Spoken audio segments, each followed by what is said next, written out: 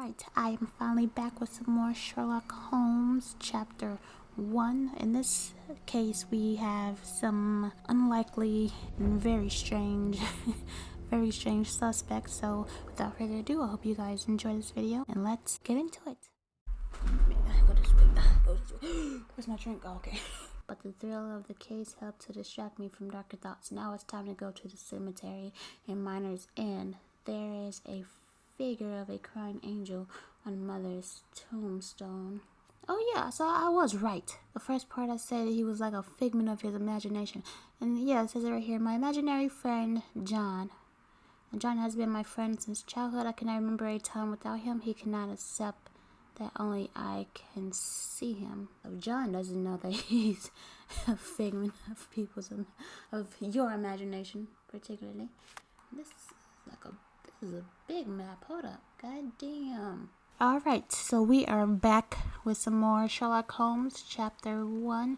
We have to make our way to the cemetery to visit the mother's tombstone. And of course you know something's gonna happen there, so but let's see what case we have next. We're probably gonna have some action in this next part, so let's see how that goes, because I'm not used to Sherlock games having combat and guns, well, that he could use anyway, so we'll see how we do for that part, but let's go.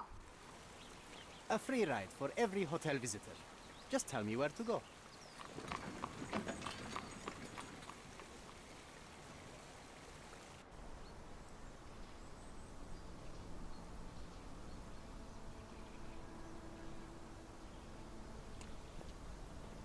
Is everything all right? If you don't feel up to it, I won't tell anyone. It's just a goodbye, John. It won't be difficult. I've already come to terms with my mother's passing. So you really don't remember? To what do you refer? The funeral. Sherlock, you were distraught. At first, I thought this visit would dredge up those feelings, but you've been remarkably level. John, I think I was too young to understand. I couldn't fathom why she would leave me. Perhaps that pain is best left forgotten. On the contrary, it's why I'm visiting her grave. To remember her. I thought you wanted to remember, Sherry. Concentrate, and I'm sure it will come back to you. Oh, so she died a while ago. He's just visiting her for what, like an anniversary or something, like her birthday or something? I'm just gonna have to go talk to him. But it did say she has like an angel on her tombstone. Ask the receptionist about, right, it's time to visit this. Okay, okay. But yeah, we just read that he is in fact an imaginary friend. So I was right about that. I knew something was off with his ass. I've been doing good with not cursing as much as I used to. But of course, with some games, it's gonna bring out a lot more profanity from me. Probably with God of War. He's hostile. Hold up, what you mean? They didn't show me how to use my gun yet or anything, so I'm not sure if I have one yet, because I surely don't see it. Wait, is this John? He look like John. Is this John?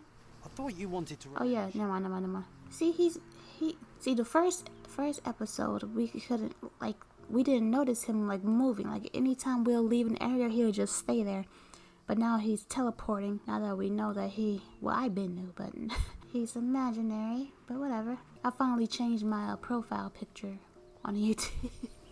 It's been the same picture of Poppy from Watch Dogs, the first Watch Dogs, for a while. I've been doing this channel for what? How many years? I want to say about 3 years. Yeah, and I've been stuck on 49 subscribers lately, so that's my luck. Everybody else gets 1,000 subscribers within like the first couple of months, and I'm over here still struggling after 3 years. But it's okay.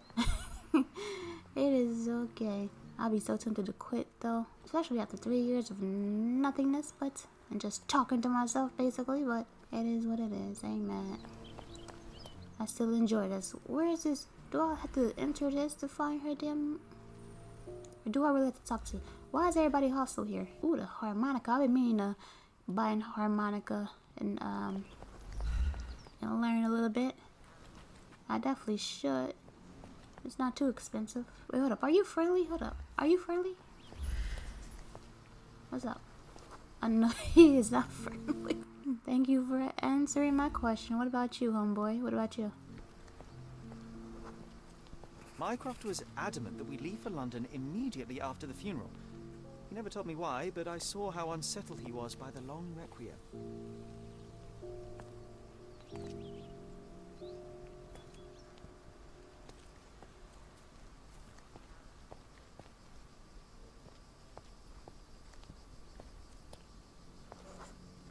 The service was sparsely attended. Though my parents were buried separately, the pastor said they're united in heaven. I didn't believe him even then.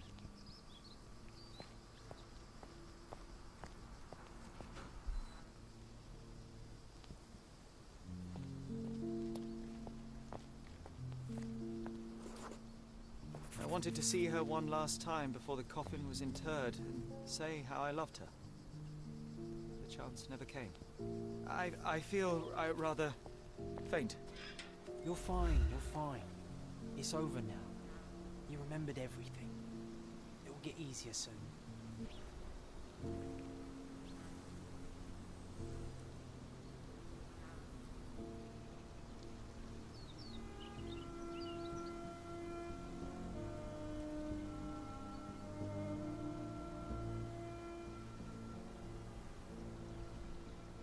A pocket watch? It seems familiar, John. Why is it here? Is Sherlock Holmes part of a wealthy family? Or was he from a wealthy family? Look at her grave compared to everybody else's around here. Gotta go up the stairs. This statue behind her tombstone. His family had to be wealthy or something. Now we got a pocket watch. We gotta start our investigation. Rest in peace, Violet Holmes. Goodbye, Mother. 40? Only 40? Wow. This watch was a gift. My mother's initials are engraved on it. The piece is in good condition. It must have been placed here only recently. A candle in a small puddle of wax. It cannot have been lit for more than half an hour. Is this really how you want to spend this time? This is my mother's pocket watch, John. Who put it here and why? Are you not in the slightest bit interested? Pocket watch belonged to my mother and shows no sign of exposure to the elements. The candle was lit no more than half an hour ago. Does he know how his mother died? She died at 40, that's young. But at the same time, this was what, early 1900? So a lot of illnesses and stuff, they die young during this time. So, A man in fashionable shoes stood near the tomb. The size of the print suggests he is approximately 5.5 feet tall. You were about to tell me the make and model of tyre, but let me assure you, I do not care. Well, it was going to be very impressive. Come on then, the trail continues ahead.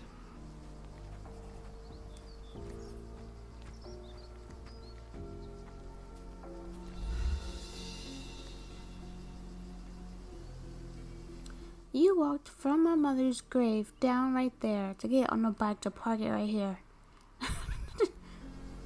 Jeez. The Hospitaller crypts. If memory serves, they're located at the far end of the cemetery around an old tree. Yeah, I ran past that a couple times. I hope that inspiration strikes upon visiting these beautiful vaults. At the very least, you'll enjoy the view. Yours, Mercuria. A portable easel was kept there. An artist working in a cemetery? Do you think he'd paint my portrait? I saw that easel earlier. It's over here. But he wasn't right here. Oh, this son of a... Be nice, Sherry. Make friends. Mr. Holmes, did you come for another portrait? No, I jest. You gave quite a performance last night. The hotel was abuzz with your name. I must say I was rather absorbed in it all. The fallibility of men. Such scandal. It was a welcome distraction. Oh, my manners. I am Werner Vogel, art enthusiast and gallery proprietor. Mr. Vogel, I was perhaps too curt when last we spoke. Speak no more of it. Travel takes it out of any man, never mind when this is your destination. Once I learned who you were, the pieces fell into place. Your mother was well liked on Codona in her time here. I was sorry to hear of her passing. Does your gallery feature more than just portraiture? Oh, of course. We display landscapes, sculpture, modern pieces too. I am sure we have something that will move you. You must stop by. Only music moves me, I'm afraid. Then you have simply not found your artist yet. Someone whose work hits you in your core. You're still young. I am sure we'll find them. How did you come to possess my mother's pocket watch? Oh my! It is quite something to witness those powers of deduction firsthand. Yes, I left you her timepiece. After her death, there was an estate sale. All of Cordona's elite picking of her remains. I couldn't let such a lovely thing go to those vultures. When I learned your name, I could no longer keep the watch in good conscience. It is yours by right, and I knew you'd find it here. Thank you. I'd forgotten all about it, but the moment I saw it, I knew it was hers. Amazing what the young mind forgets and the older can recall. Rather odd, loitering in a cemetery. I suspect you'll win, but I'm here for my art. There's beauty everywhere if you look, even in decay. A little darkness brings out the light. Now, a diligent observer might note that you too were loitering in a cemetery. What brings you here? Closure answers penance? Closure, I suppose. And what is closure? Mere proximity? Understanding. Acceptance. You didn't understand from afar. You had to come here to accept the truth of her death? Of course I understand. She died of consumption, drowning in her own blood. Your mother? Yes, my mother. I must have been misinformed. I'd heard otherwise. Otherwise than consumption? No, you'd know better than I. I'd heard talk of a police investigation, but Cordona is a notorious gossip. And what does it matter? She's passed on either way. She has. Well, I shall intrude no longer. I'll leave you to your closure. Do stop by the gallery if your travels permit. Farewell.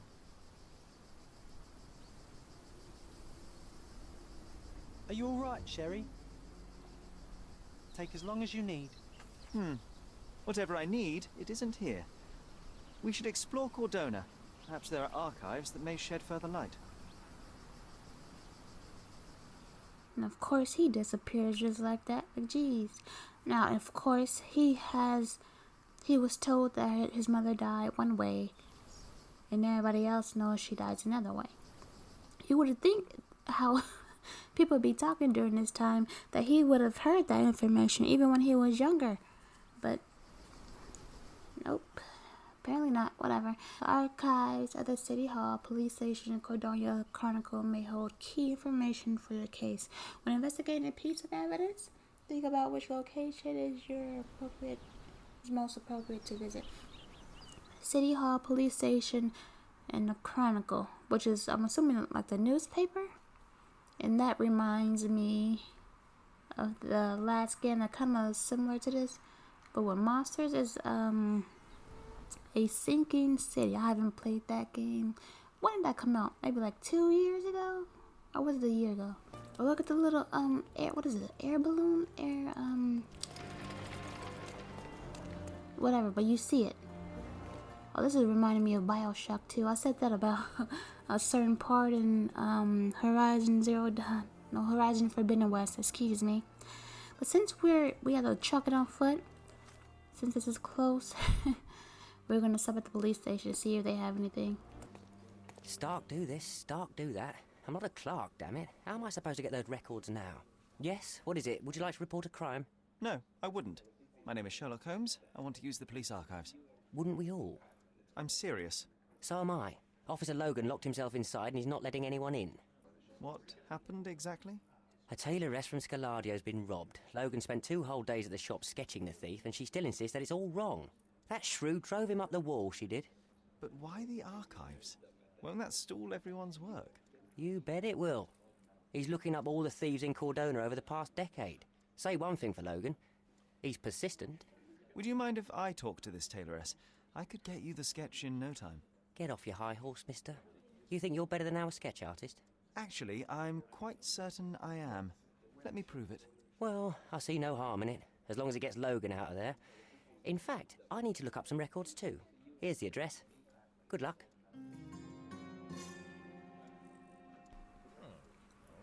So I'm assuming this is like before Sherlock Holmes got his well-known reputation. But then again, he had his reputation like in London, so they probably just don't know who he is out here this way. Knights Road in Trinity Way. This is definitely reminding me of a sinking city. We have to read the map and see where they intersected to go to the certain building. I like that element. That was pretty cool. So this is cool too. What was the damn thing? Just forgot. Hold on. Yeah. I'm pleased to meet you, Ma'am. My name is Sherlock Holmes. I'm here to sketch the thief for the police investigation. Oh, another one. I hope you'll be more patient than the previous sketches, Signore. I suggest we do it differently. You have a great many clothes here, haven't you? Why, of course, but they're not for sale. I only do tailoring and mending. No matter. I'll attempt to disguise myself as the thief, and you'll tell me if I get it right. As you wish, Senor Holmes. Can you describe the thief for me? He was all ugly and beat-up looking, an utter rascal if ever I'd seen one. He gave me a nasty look from behind his glasses and then made himself scarce. And that's it? Could you be more specific? He was a total villain, I told you. How much more specific do you want me to be? All right, never mind. Where can I find the clothes? They're in my workshop at the back. Be careful, won't you? At the beginning of this game, before you get to the main menu, they do have like a disclaimer that there is like some racial, a lot of prejudice and a lot of stuff that you probably won't like. Given how she described him, he better not be black. Alright, let's show what we got. Come on. Your face is too innocent now. What do you mean, too innocent? There was something evil about his face. Like a mustache. Yes, the kind that all villains twirl as they plot their evil plans. I'd say that not all villains wear moustaches, but I get your point, Ma'am. Ah, it's you. I mean, it's him. It's him. Excellent. Now I can make a sketch and take it to the police. Yes, sir. Please do. That rascal is still on the loose. I hope they are better at catching than sketching. Before I go, Ma'am, are you quite certain that you don't have any clothes to sell? Well, I suppose you can take the police uniform. An officer forgot it here years ago, and I don't have any use for it. If you want to buy clothes, visit the outfitters. You can find them all over Codorna. I hear they even do free rentals now. Let me show you where the nearest one is. Thank you very much. Hello again, officer. I've spoken to the tailoress and made a sketch of the thief. It was child's play. No, really? And she didn't give you any trouble? No trouble at all. She was quite tolerable. Huh. Who would have thought? Hey, Logan, we've got the sketch. Come on out. Can I use the archives now?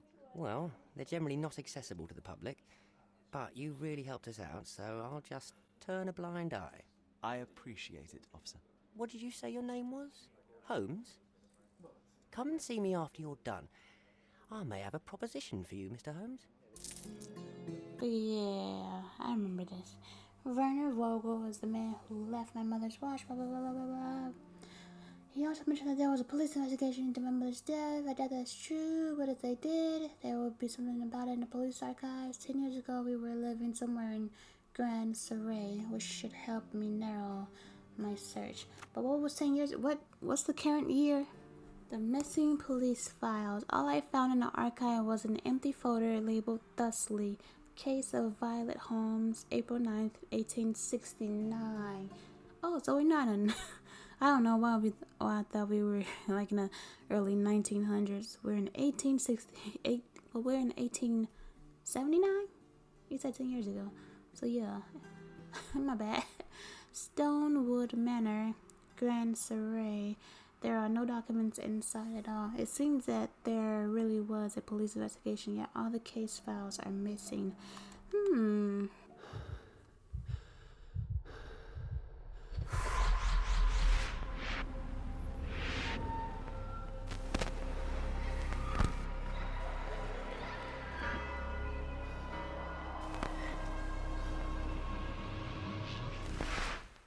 John, I just recalled that we were living here on Cordona in a manor.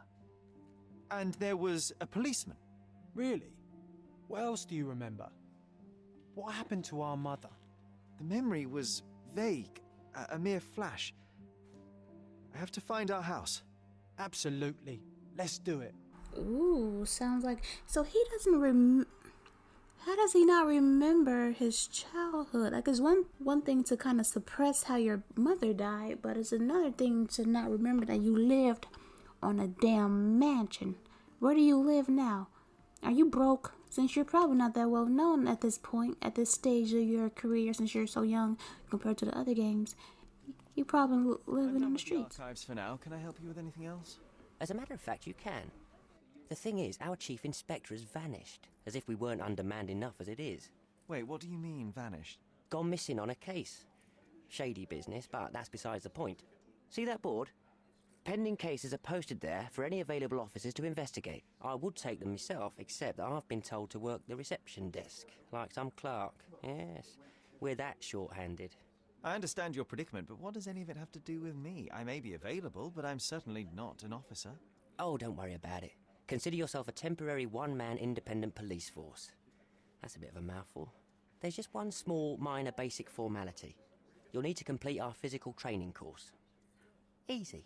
Well, I'm not one to balk at a spot of exercise. What must I do? That's the spirit. Sergeant Ermy will show you the ropes. Follow me.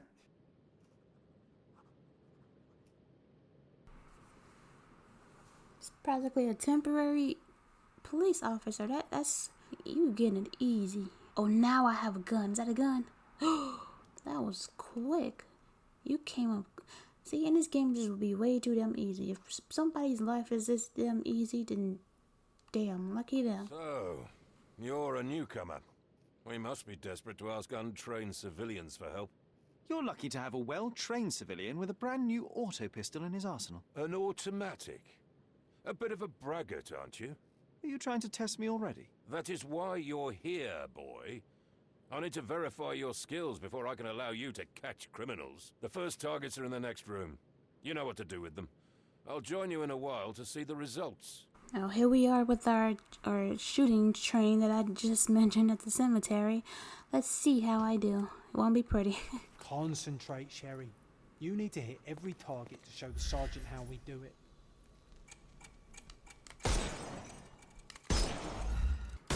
I don't need to slow-mo for this. Hold up. Hooray! Proceed to the next room. Meanwhile, I'll fill out the paperwork. Come on, Sherry. It's just like in childhood. Press. What he say? Press. Is it just like what? If it sounded like he said it's just like Uncharted, like the game. Like how would you know? Yeah. Steady, Sherry. Steady. And go.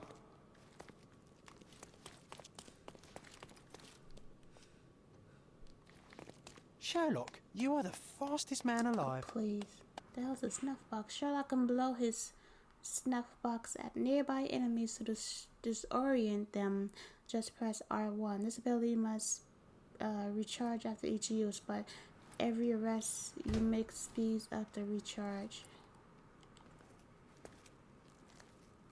Look at that helmet of his. You won't be able to get the powder past it. Helpful advice, John. I would never have guessed. Good job, new boy. Well, I'm almost finished with the paperwork. Let's talk about your results. Well, I must say your results aren't as bad as I feared. Perhaps you're not completely hopeless, but true combat is quite different from shooting stationary targets. I'll handle it just as easily. Well, that's what we're going to find out. Now, we'll test you against our men. Your task is to detain them, not to kill them. So don't go shooting anyone in the eye. That goes for in the field as well.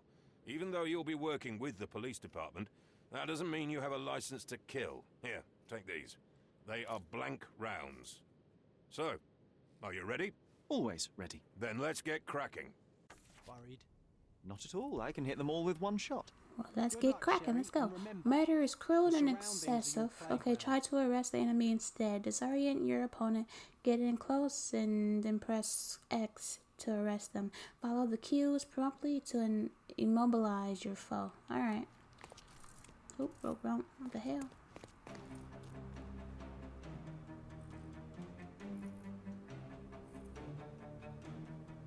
I'm about to mess up. Hold up. I'm coming for you.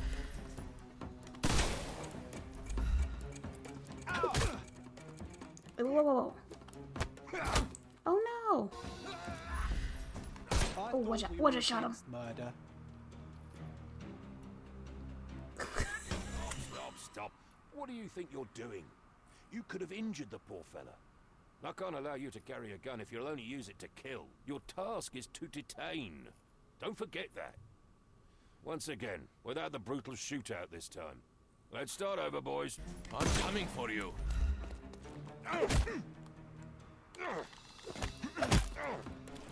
Too simple. I'm coming.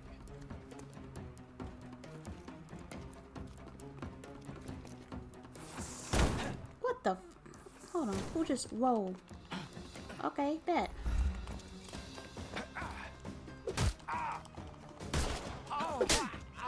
Take a rest. The snuff's ready. They was showing me that handcuff symbol. I thought I had to actually put it on or something, but he wouldn't do anything. Then I got shot. Don't bother moving. Give him the pepper snuff. That's enough. You've proved yourself. Congratulations on the arrests. I can't believe you did so well with the close combat. I did tell you that I'm well trained. Well, do the same on the street, and you'll be well rewarded for every arrest you make. Here is your certificate. You are now an authorized crime scene consultant. Well, it's now your duty to make this city a safer place. Cordona won't ever forget it, but at the same time, it will never remember. I'll tell Stark all the necessary details about your successful certification. Congratulations. Now you're a certified crime scene consultant. Congratulations. Thank you, my friend. Now, shall we head for Stonewood Manor?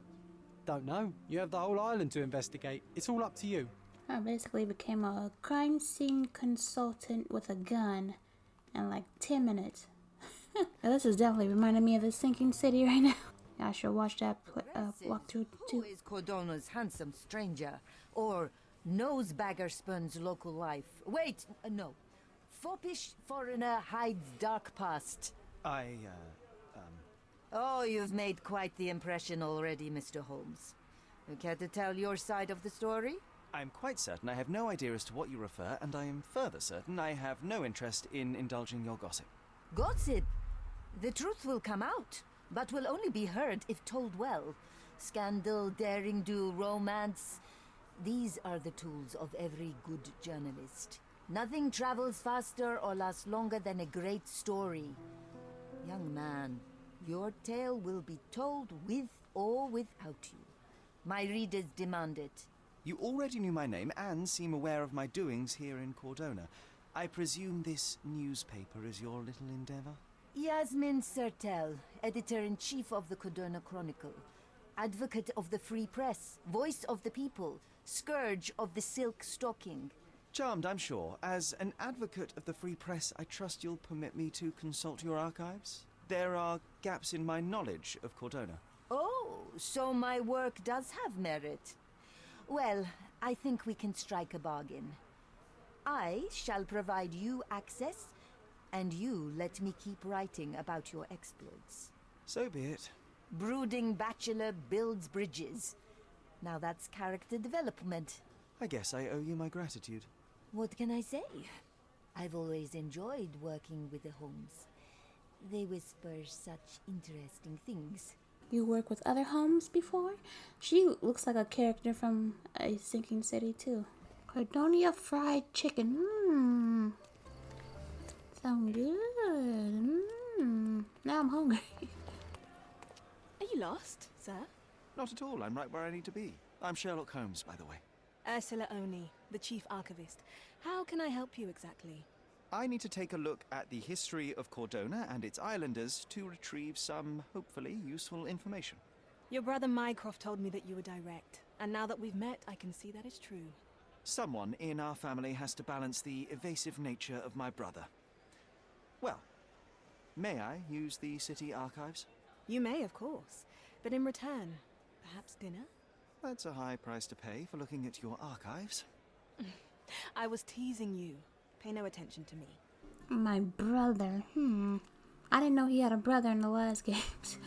So, I'm assuming we're gonna meet him eventually, though. Now, where's the archives? Do I go upstairs? What? Which they'll tell me? It's not like they have a map for inside.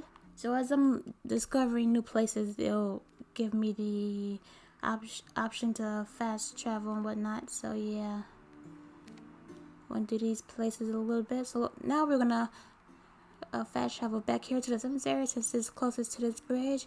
And this bridge is, I'm assuming, still kind of technically part of Grand Surrey. This bridge over here is more of the old city Scaladio territory. This is the only bridge I really see, unless it's like over here, like a broken bridge. No, it had to be some on the other side, so it has to be this bridge over here where his old mansion is. So I'm gonna see what we got on this side. Let me see. Wait, a bridge and a church on a hill.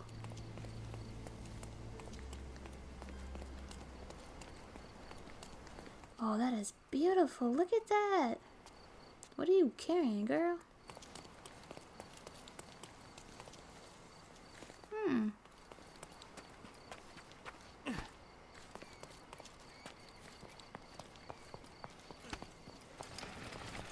Found it. Haha, I found it. Yep. Stonewood Manor. Yeah, it definitely looked like the manor from his strings from the side view. And the color of it. Hey, Sherry. There's post here. And it seems as if the letter was delivered recently.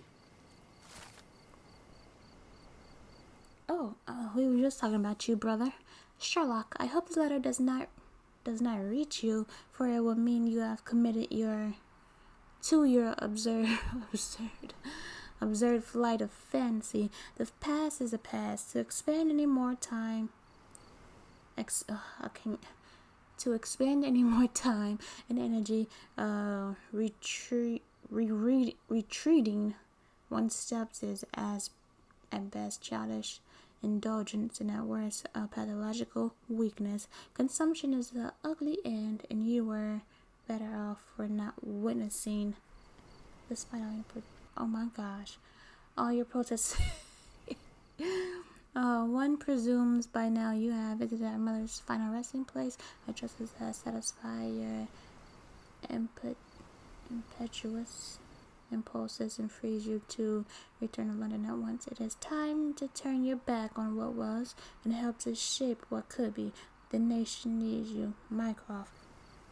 Don't tell me at the end of this Mycroft has something to do with the big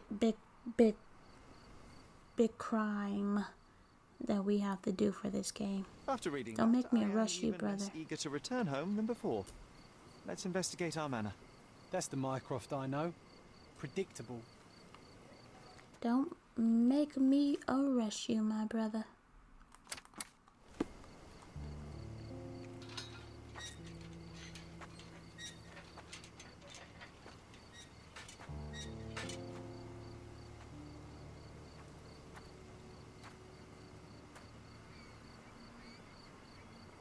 There she is. Our old manor. It's smaller than I remember. You were a couple of feet shorter back then, Sherry. Or maybe it's bigger on the inside.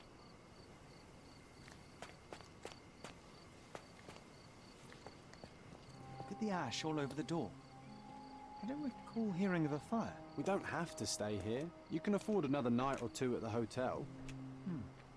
It's stuck. Oh well, let's just head back. They probably haven't even stripped our room yet. Come on. Must be locked. Move aside. Let me have a go. Seems fine to me, Sherry. This barrier, perhaps it's mental, not physical. Or perhaps the rest of us are simply constrained by reality, John. I wonder if there's a key secreted somewhere in the garden. Take a look around, Sherlock. I'm sure you'll discover something. It also reminded me of when they first checked into place at the beginning of the game. And the receptionist asked It was a room. I think it was a room for 2 beds or something. And the guy asked, guy asked if we needed 2 keys, and Sherlock said that that they didn't need a second key because the guy or the person that he was staying with in the room will be stuck by him. So that was also another hint that John isn't real, and he disappeared. What the hell? I'm assuming this is supposed to be like a hobo that just stayed here because it's deserted, but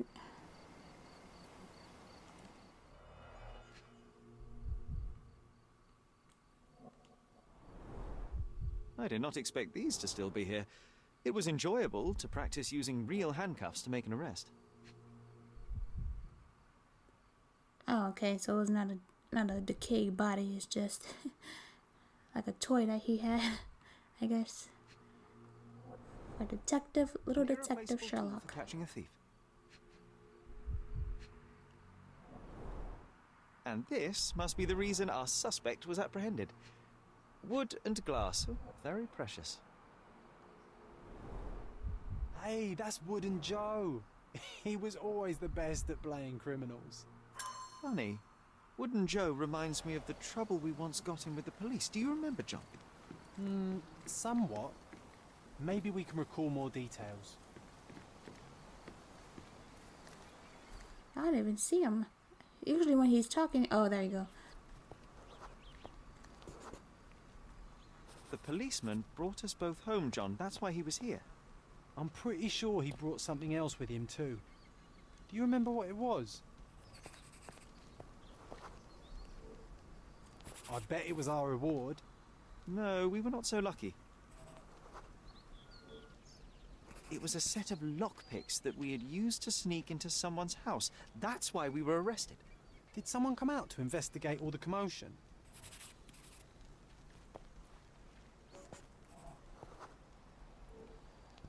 It was Mycroft. He smoothed things over and convinced the policeman not to press charges. The officer left and never returned. But we had to endure a serious talking to from my brother.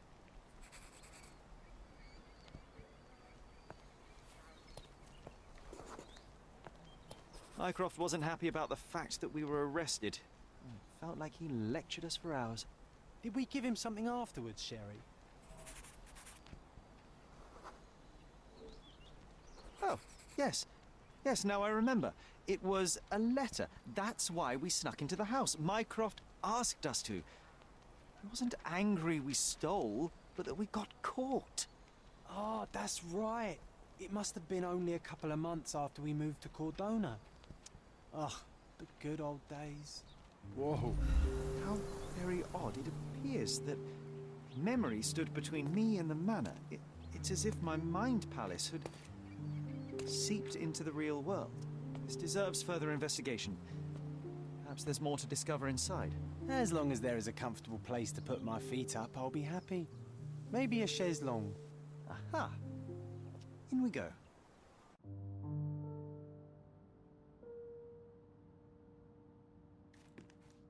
Home sweet home, Sherry. Hey, this is the luggage we brought from London, isn't it?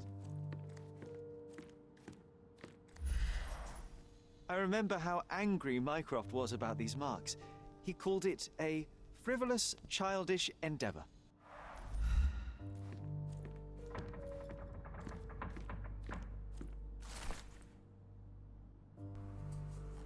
Something's upstairs. Something's creaking those floors. News of violent death. April 10th, 1869. Tragedy at Stonewall Manor. Mrs. Violet Holmes, widow of... I was about to say, is their father dead at this point? Because... I figured, but... Widow of Siger? Moreland Holmes died unexpectedly in her home yesterday, April 9th, 1869. She is survived by her 2 sons, aged 20 and 10. Though it is unclear if they will remain in the Stonewood Manor, Mrs. Holmes purchased the property only a year ago. Despite her feeble constitution of body, feeble constitutional body. So ravaged by consumption, Mrs. Holmes was quickly welcomed into Cordona's elite. In her high vocation, she had, in addition to the deep intuitions of a gifted woman, the strength of a man, the conscientiousness of a saint, and the wit of a satirist,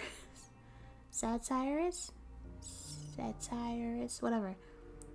I know it's satire, and then whatever. A specialist in ancient objects, she became the authority on authentication.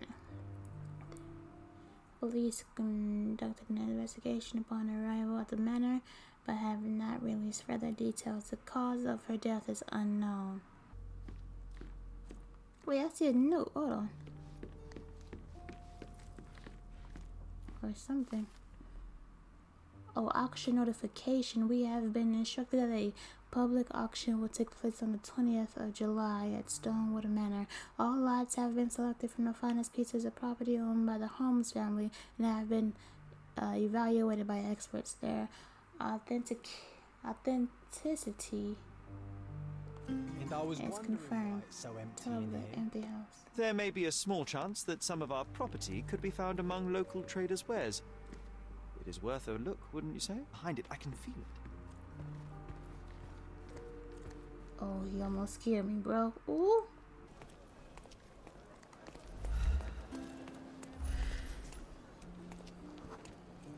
I was here, young and passionate about the truth. Mycroft stood close to me. He was keen on my attending every official event, that I might prepare myself for the Crown service. Lucky for you, that was the last time he did it.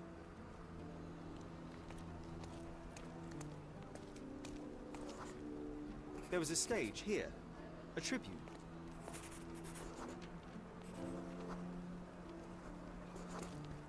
The governor gave his speech there.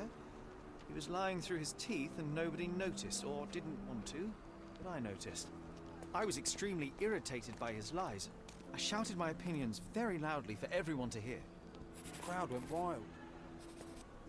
Mycroft was angry but calm. He led me away from the stage.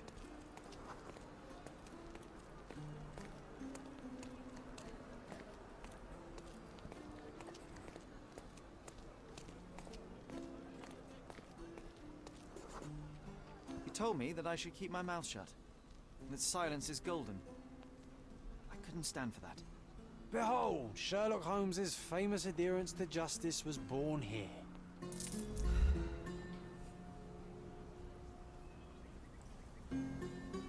I like it how when they're doing this, they don't have like actual people. It's just like mannequins for like fillers. Unless the people are actually important, then they'll have a face. But other than that, it's a mannequin. That's pretty cool.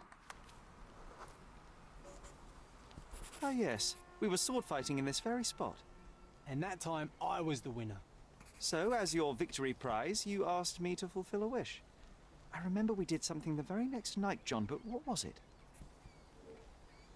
We brought a cage with us. You insisted it must be made of iron. That's because we were preparing to hunt fairies in our garden. Everyone knows iron is the only thing that can hold them. And I was distinctly uncomfortable.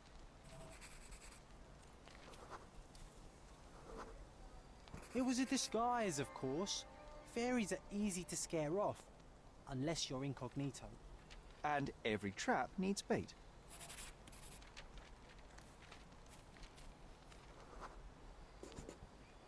We brought honey and a glass of warm milk. After 2 hours lying in wait, we noticed movement in the bushes. The fairies appeared at last.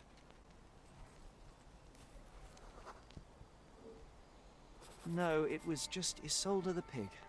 She was lured by the smell of honey and milk, and ate every last drop. Isolde belonged to Mr. Sim in Miner's End and escaped regularly. At least twice a month we would see him searching for her all over the island.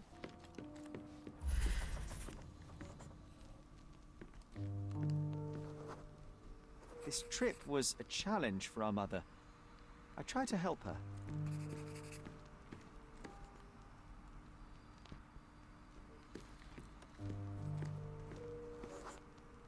Our mother brought a slew of belongings with her. She refused to leave a single thing in London. Mycroft had to spend the whole day dealing with it.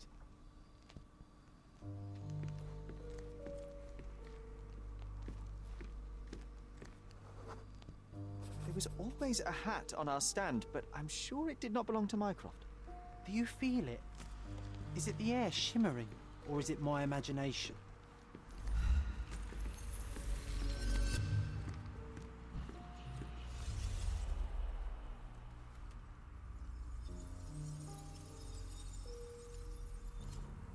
Alright, what's up? Let me see. Snap your fingers. Snap your fingers over here. Your neighbors will be told that Mrs. Holmes is suffering from tuberculosis. It is common to move closer to the sea in such cases. Thank you, Dr. Richter. No, Sherlock, step away from her. Upstairs, go to your room. Lean on me, Mother. Take your time. Actually, I never heard her coughing. I remember now.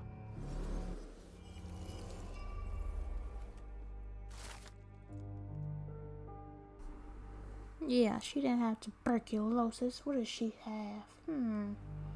We arrived in the early morning, blah blah blah, was very serious while dealing with luggage. When we saw Sherlock trying to help his mother up, he commanded him to go upstairs to our room. So he knows something. Why will he not want us to help our mother go up the stairs? The last person to arrive was a doctor, Richter, who said that the neighbors will believe that Violet has tuberculosis.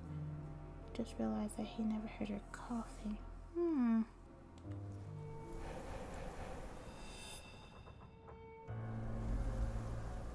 Oh, I feel dizzy. It's stuffy in here, isn't it?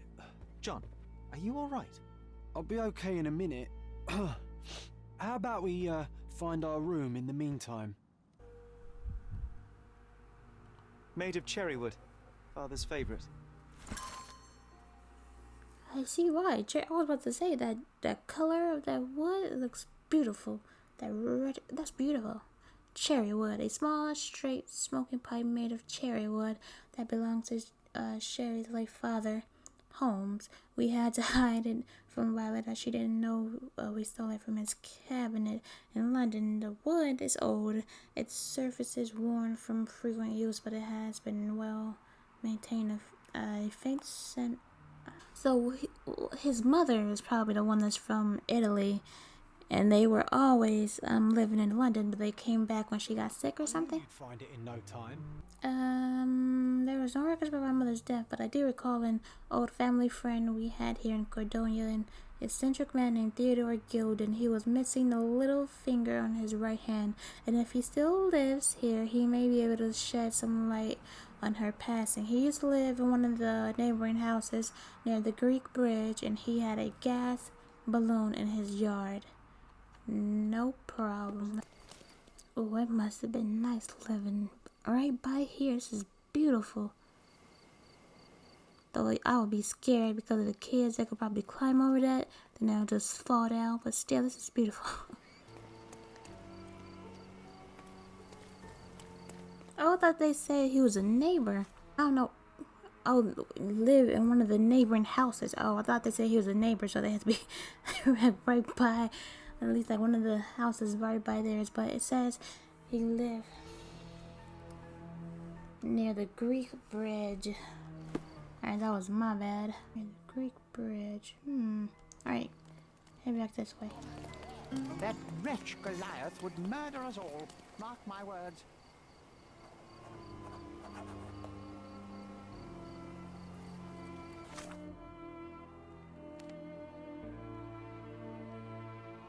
Oh, so I was right. This was a place. It just didn't activate it fast enough for me. Jeez. Now what happened here? He was struck by a battering ram. I wonder how we managed not to hear any of this. Destruction and trampled ground.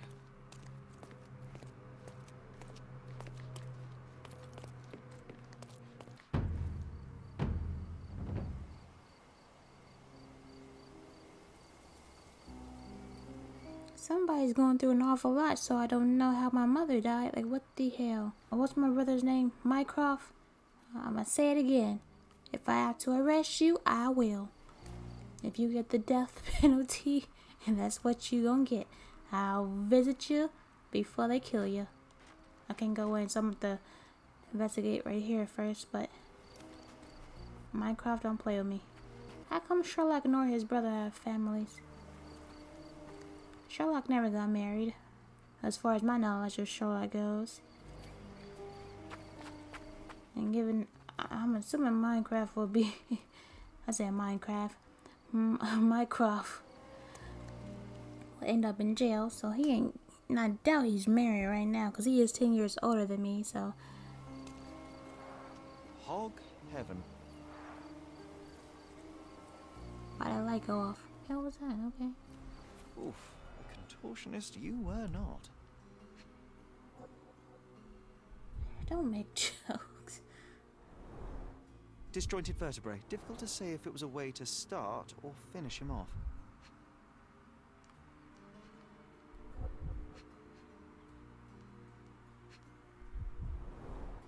A missing pinky. Middle-aged. It's none other than Theodore Gilded. Even I knew that. A kneecap reduced to splinters. Ugh, jeez. A belt from a dressing gown. Curious. Oh boy, Sherlock. Another death means another question. And we shall answer the question. It's far too interesting to give it up to the police.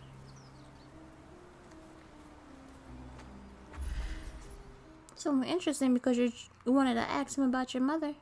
Adult elephant, what the hell? Poke the elephant with this? Really? People are hopeless.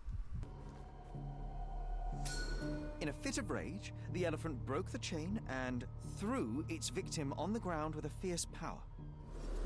Escaping the scene, it pulled the body with it, but dropped it at the gate. At least some of this was witnessed by a third party who was hurled against the shed. The elephant can't have gone too far. I can still track it. Well, suppose you find it. Then what? Push it all the way back to the manor? Why aren't the cops here? Nobody noticed the damn elephant roaming the damn streets and breaking through this damn gate? Like, what the hell?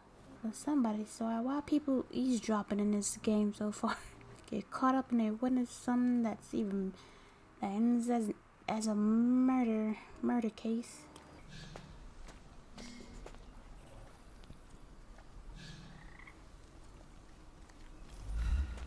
Strange.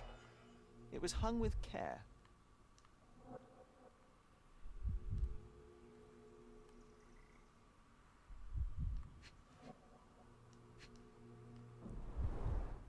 The game has escaped us, for now.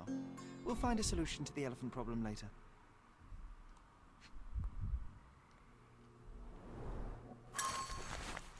Dear Theodore, I'm writing to you as a fellow islander. I value our friendship just as I value the lives of our people. Although I'm afraid this one-sided friendship cannot tie my hands any longer.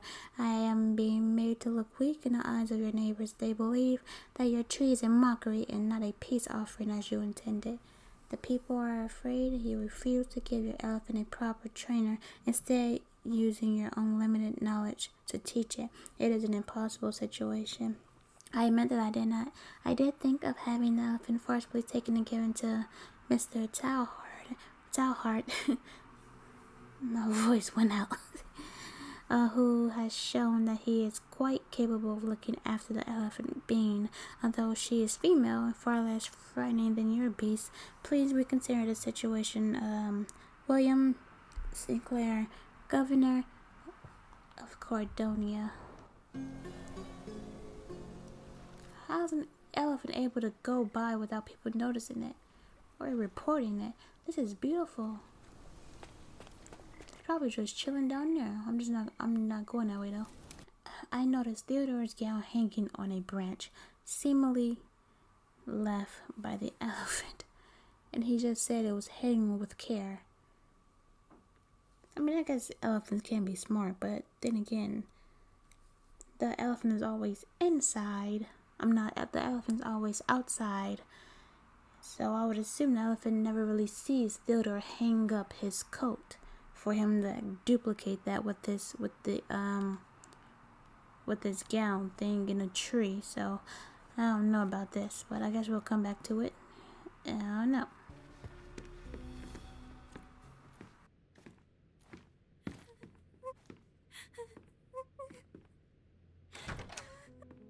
You. Who are you? My name is Sherlock Holmes.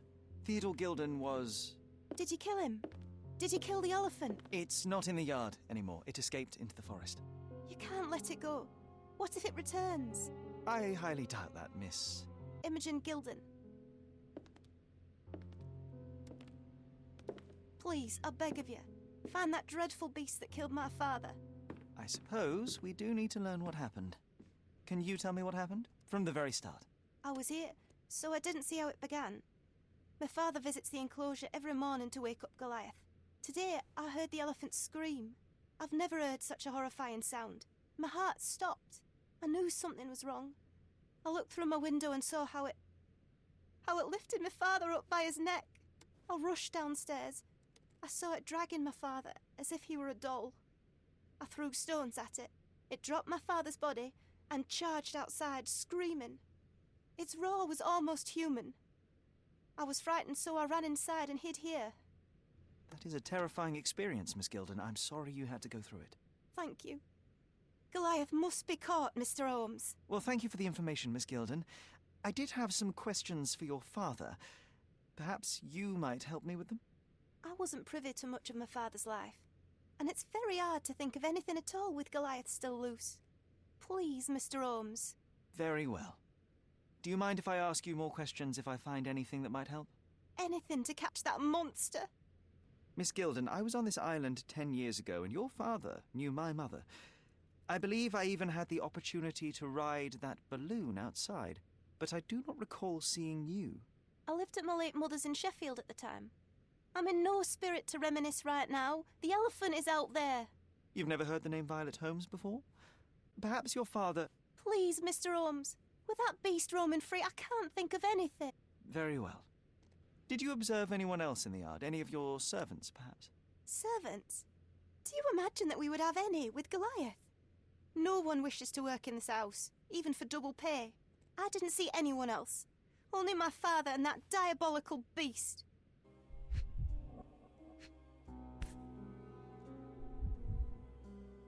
The same dull poses on all romantic photographs. You found false idols. We need to find the remaining two. What does bazooka even mean?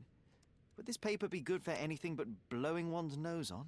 They're not rubbish, Sherry. There's something more. I'm serious. Very well. I doubt it'll be worth it, but I will find them for you, John. You'll thank me later. They're some of the most imaginative books I've ever read. What did you say?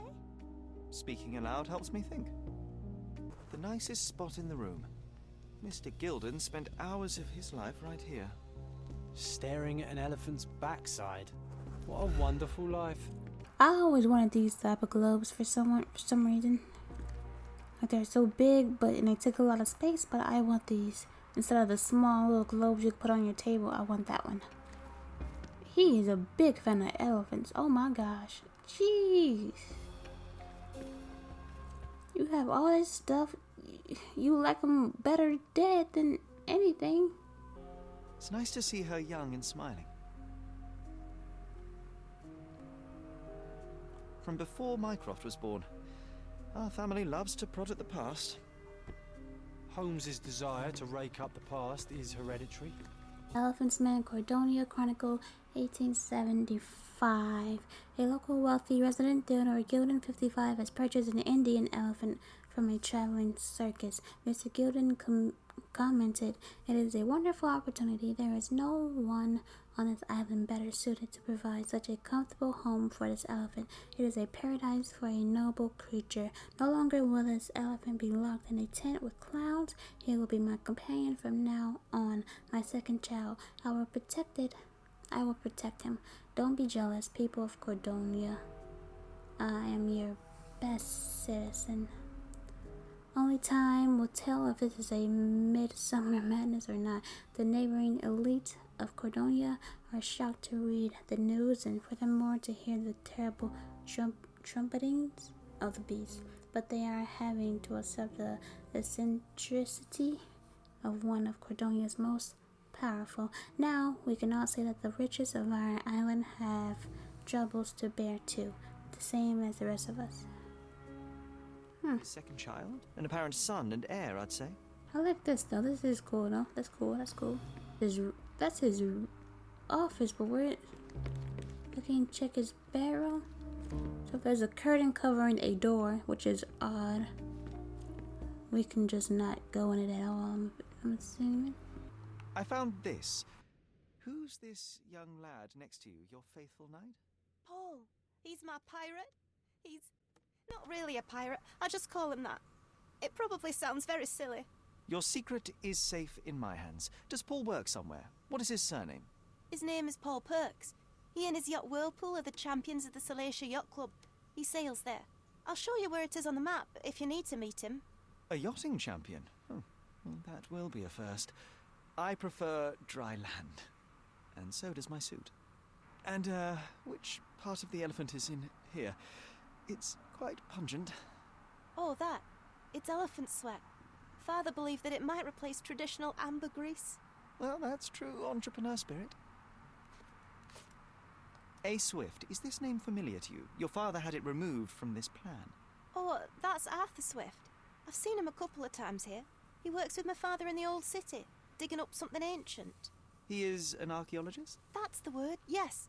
But to be truthful, I really don't think Mr. Swift is fit to be one. I've just learnt a lot about archaeology from my favourite book series. Oh, they are page-turners. Inspirational, I'm sure, but would you happen to know where this Mr. Swift might be found? I don't, but perhaps you can find out somewhere. My father's work with him is all official.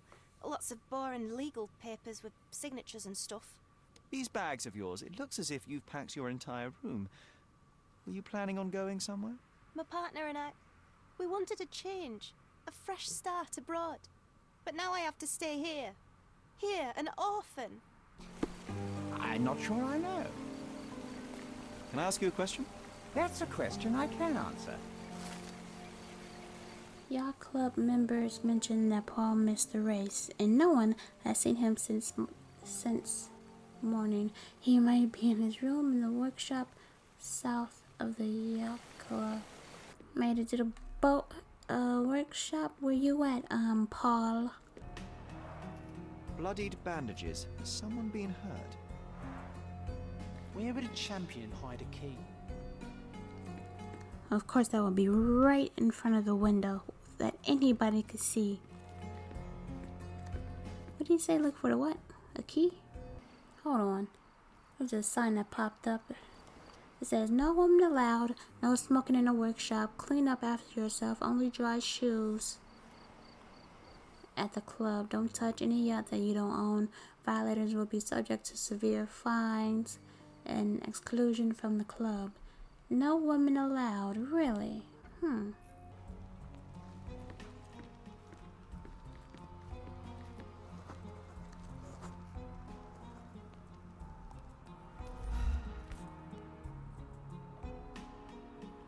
I hope Paul is more skilled at yachting than he is at hiding keys.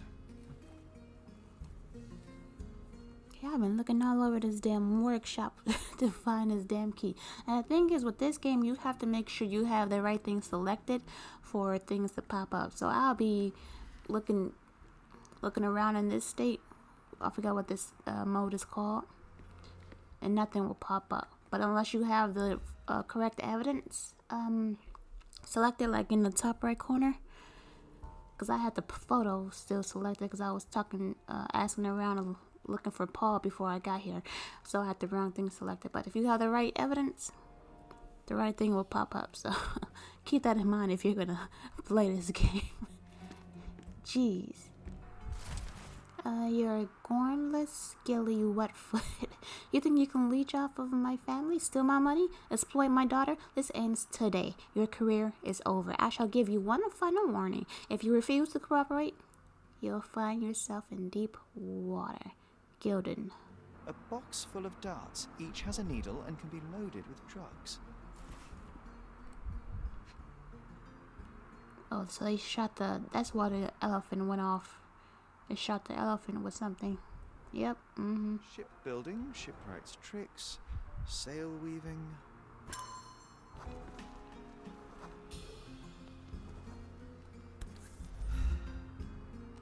Undeniably psychotropes. Not for toothache, I think. Undeniably psychotropes. Not for toothache, I think. Oi! Hands off my possessions before you lose your fingers. Are you illiterate? The rules are written everywhere. Ah, Mr. Perks, the cabin boy himself. Champion, you mean? I was right. You are illiterate.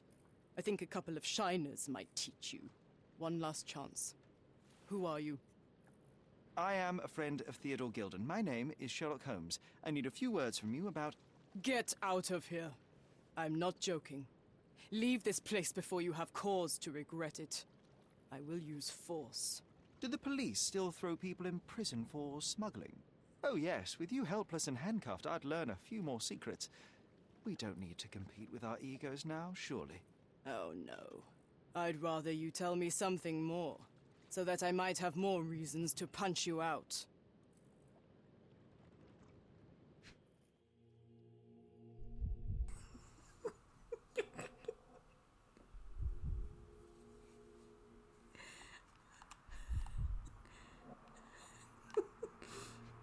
Okay. A smooth Adam's apple, female. Okay. That explains the voice. Wide hips and thighs, developed female body. So his... Oh, they did... The letter did say exploit.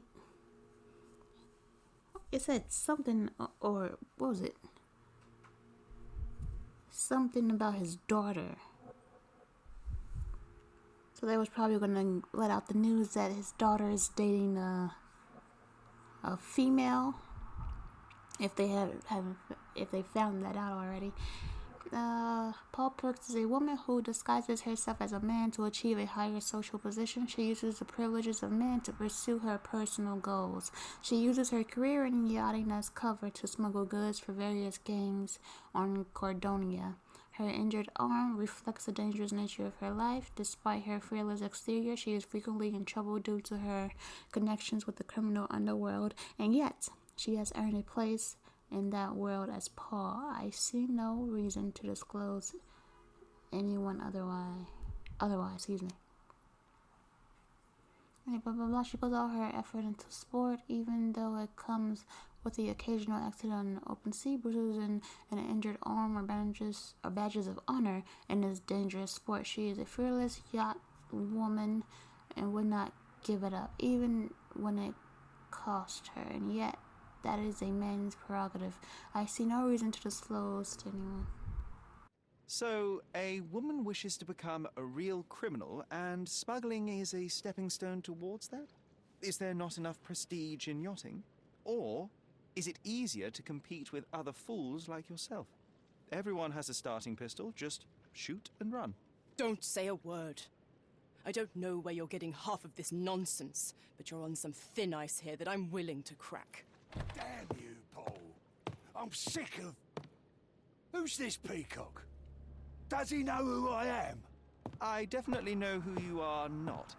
You're not a dictionary reader, at least. I wanted to see how you... pals interact with each other in your natural habitat.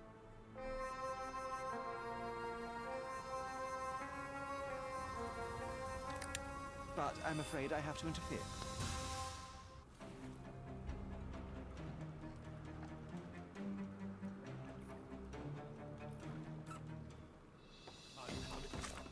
Okay, so I will say this: when I found a key, that's the beginning of a new recording.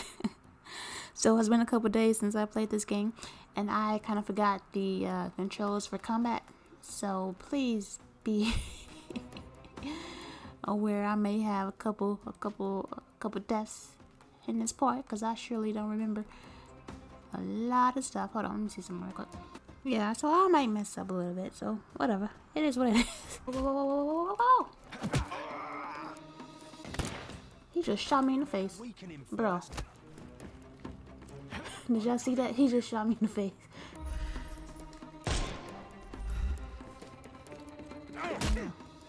I like how even though their hands are up, he still attacks them. Where did Paul even go?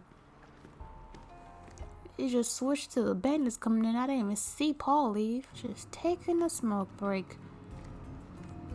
You little bitch. Okay. Your fellow mariners have a strange way of showing hospitality. They were not my friends. Are you sure? I would rather risk my neck for someone who's at least honest and thankful. Perhaps then don't enter someone's life and be so judgmental, pretending you're better than they are. Then give me your perspective and allow me to see through your eyes. What were you doing this morning, Miss Perks? Don't call me that. I'm a champion. I was sailing. The other club members told me that you missed the race this morning. Do champions not need to practice? Ugh, you've talked with them already. No, I wasn't racing. I visited the doctor after that attack on me. And then I had to honor the deal with the bandits you just took care of. I tried to tell you before, but your partners interrupted. Have you heard the news? Theodore Gilden is dead. Do you have anything to say? Well, what a shock. To me, he was an angry old ogre. Good riddance. Was it Goliath that killed him? Did it crush him? Break his bones? Come on, tell me. I want all the details. You have an unusual way of showing grief. Imogen wouldn't appreciate that. But yes, the animal could have been involved. It's poetic in a way, isn't it? It takes a beast to kill a monster. I wish I could have been that elephant. You're asking for trouble with this smuggling business. You'd better leave it before they smuggle you out in a barrel. Don't patronize me. I've only ever had trouble with law-abiding citizens like Gilden and you, never bandits. So ask me anything you want, and then get out of my sight. You smuggle illicit psychotropes on your yacht. Not a delivery for the hospital, I'm sure. Of course not. I've had to cut corners to earn some money. How might a person afford to pay for a yacht in an honest way? I don't know, although I'm smart. The buyers are my customers. Adults who are willing to pay for their pleasure, or weapons for jewels. Whatever they want me to deliver. Nothing criminal. Well, it's your lucky day. I'm not here because of smuggling. Have you tasted this tea yourself? I wouldn't have been a champion if I had used it.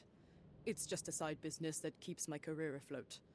It's quite expensive to compete in yachting. Sometimes I cut corners. Such as fixing whirlpool yourself? Exactly. And sometimes I just have to pay. That's how I earn money. I don't sell slaves or take the last mangear from a poor family. Look what I found. A box full of darts. Hey, that's mine. I confiscated it. These darts appear to be filled with something. Poison? How powerful is it? It's strychnine. Enough to instantly kill a small rodent. I haven't tried it on a human. Yet. I hope you know what you're doing. Could it immobilize a larger animal? Say, an elephant? I've never tried, but I have wondered.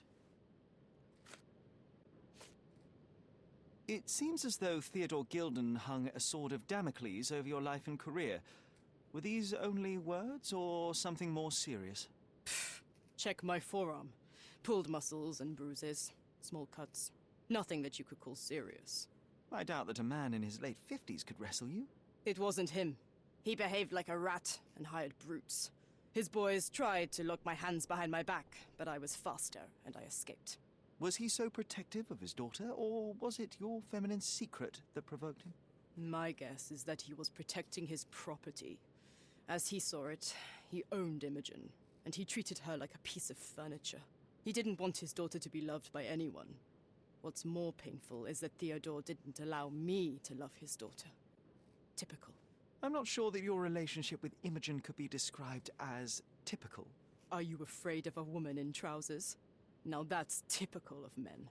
A charming picture. I've heard that champions do often pose with their trophies. Cheeky. It is a lovely trophy, though. I'm sure you will agree. What is it that you like most about her? Her naivety? Her father's money? A somewhat difficult choice. Especially now that her father is out of the equation. Imogen doesn't strike me as an industrious young lady, so I find it strange that she was busy packing up all her belongings when Mr. Gilden died. That's some favourable wind in your sails, isn't it? Is it so suspicious that a couple might embark on a trip? I wanted to thank her, so we planned to go travelling. A Theodore-free place, without elephants. The timing of it is suspicious, however. Your lady friend becomes an orphan and heir, and there's a planned trip directly afterwards. An improvised romantic dinner will never please a spoilt girl. A planned voyage might. It's not spur of the moment. A. Swift. Are you familiar with this name? The gentleman had business with Mr. Gilden. Likely just another strange and wrinkled fellow like old Gilden was. Perhaps this Swift person has a rhino, and they wanted to see which pet was stronger. In other words, I don't know who he is, but I bet he's crazy like Theodore. I doubt that Cordona has ever boasted a battle arena for that size of mammal. You have an interesting imagination.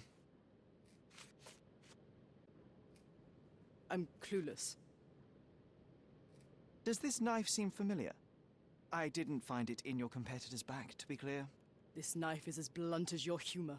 It's a bosun's knife, but it's not mine. I wouldn't be so careless as to mislay my tools. What can you tell me about the elephant? He's smarter than some people here, including his owner. Although I feel he could be dangerous, no matter how much he's fed. Why is that?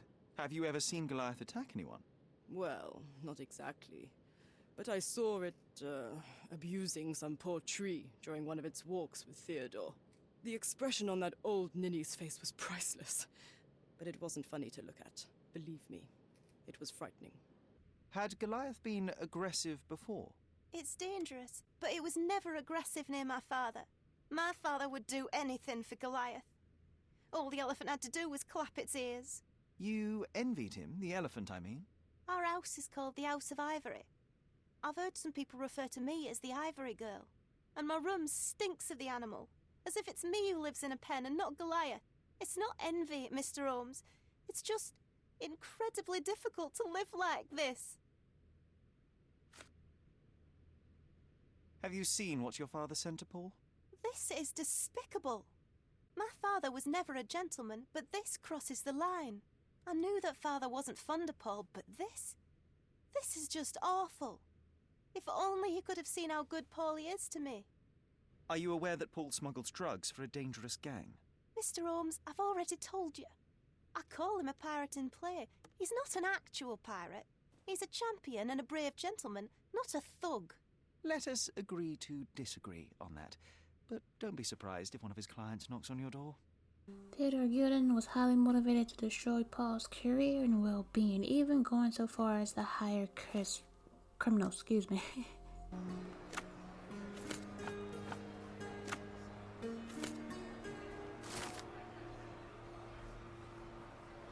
Ooh, I think I found something.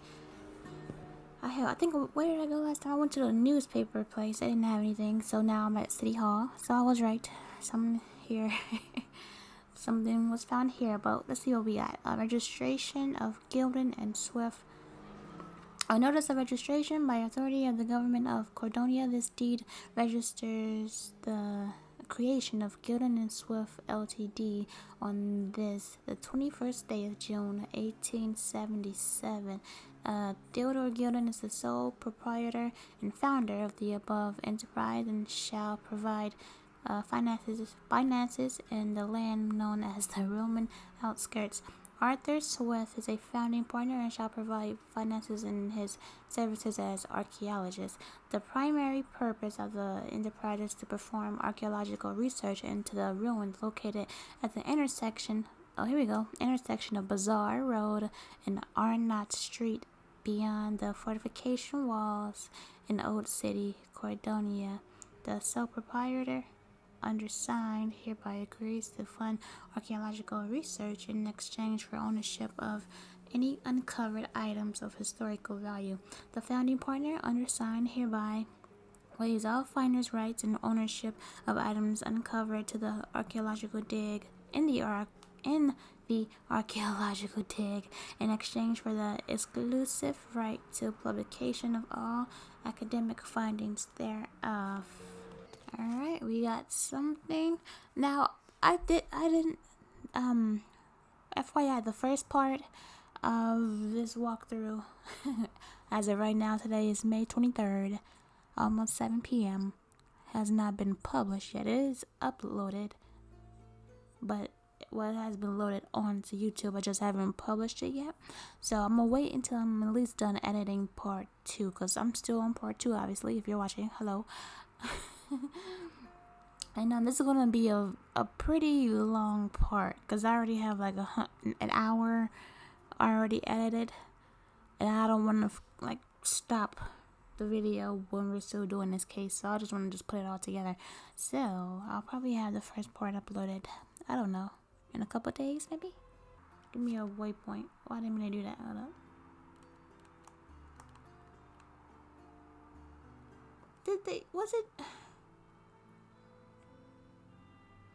This is giving me this is similar to the Sinking City. This wasn't like this in the other Sherlocks. Oh, this was a Sinking City. Oh. They were definitely inspired by the Sinking City. Okay. From day to night, idle.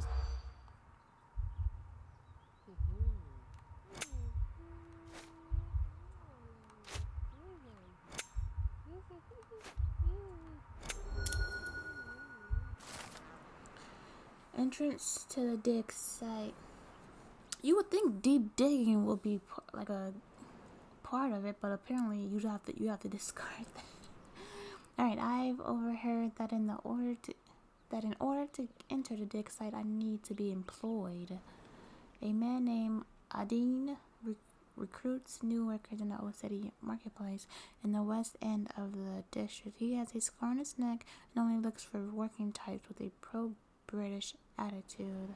If you're the dig site, I'm assuming he's looking for diggers. So why do you need a job to be a digger? If you have another job, then you're preoccupied. You can't come over here. Okay, look for somebody with a scar on their neck. Let me see. Okay. Let me see. He's pro-British. John, stop playing with me.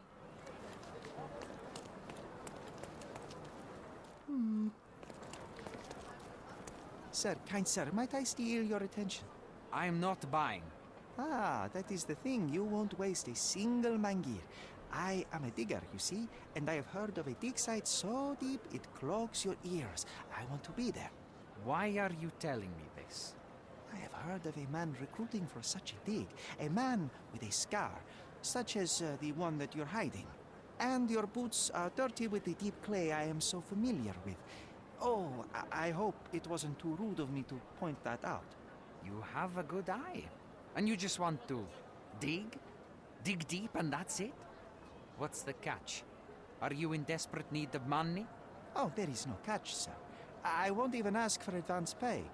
Just give me a shovel and I'll dig a hole like you've never seen. Huh. Is that so? Well, I have to ask you an important question first. Would you be fine working for Brits? I am all for them. Well, you say that, but can you prove it? You know how much I love tea? Once I drank so much of it, my eyes turned brown. Fine. You're a fan. I'll give you that. I can also speak in limericks. Please don't.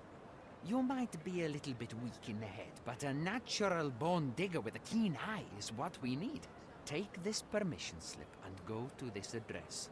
The guard will let you in and check with the professor once you're there. I got him right in the first try. I don't even see a scar. I'm gonna prove you love the British. All I could think of was a T.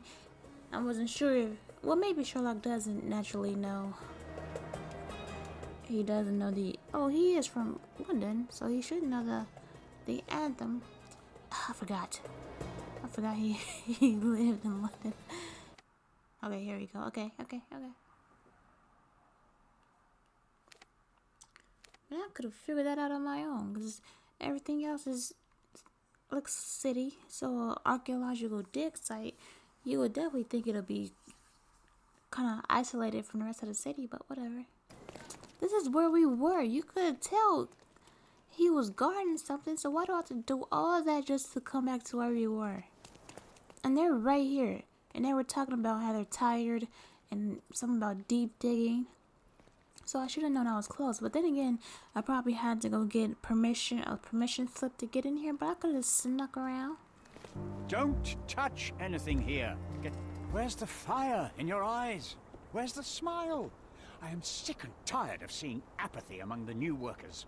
Sir, believe me, I do have the spark. I want to start work straight away. It's as important to me as it is to you. Ah, that's the spirit. I'm on the verge of a great discovery. All of that seems too straightforward. Why would I just suddenly bring up Mr. Gilded? I don't know. How did you meet me? Don't ask questions. You'll have to find the answers yourself. I'm not a nanny. I'm a busy man who is changing the course of history. I am ready to work. Splendid. Do you know what I am working on? The ivory bats. Everyone is looking forward to the grand opening. Who told you this nonsense? Why would you contaminate history with this base desire for leisure? We are looking for Vitus Lemonius's tomb. This is our goal, to find the artifacts of the early Roman Empire. Let's continue. I am Professor Swift. We have 3 rules here. Don't touch anything, always return the tools, and don't distract me unless you find something. Sounds simple enough. Are you the only one in charge here, Mr. Swift? Yes, I am the only one and no one else. You hear anything other than that, it's a lie. People of your kind can have difficulty understanding who's in charge. Take a minute, memorize my face, and then get to work. Oh, I will definitely take a closer look to memorize my superior. I mean, he could be both a knowledge seeker and a money grubber, but I'm gonna go with money grubber. I bet that tomb is worth a lot of money. Are you not here for that? See, young man, how quickly you get distracted by the promise of treasure. You cannot appreciate the importance of my work. But you clearly have little or no money. Old clothes, untended wounds. You have no one beside you. That's the price of discovery. I have to surround myself with fools like you who wish only to feed their stomachs instead of their brains. I was just asking. It is my curiosity. I cannot control it sometimes. Don't let me go, sir. If you'll just stop asking stupid questions, I won't have to fire you. So get to work. And you better find something useful.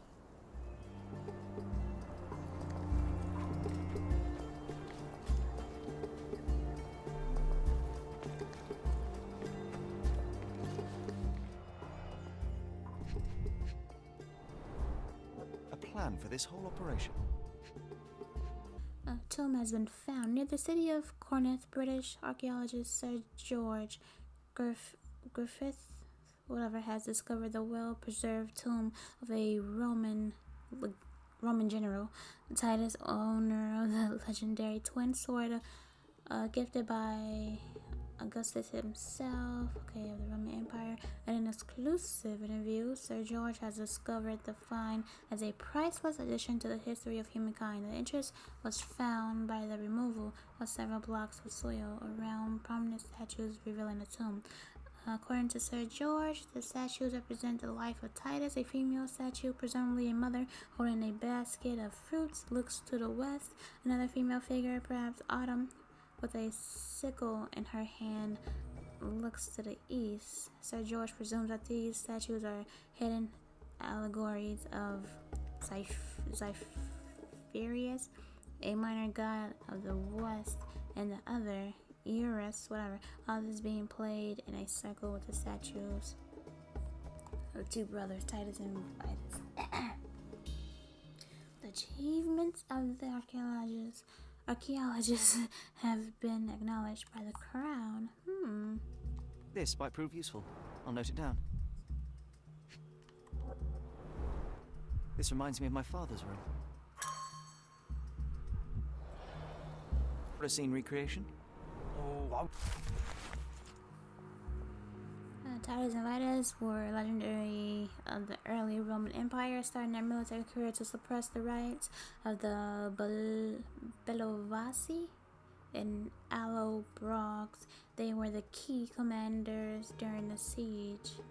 With the new Emperor Augustus, the brothers received twin swords, presumably the ones previously belonging to Romulus and Remus.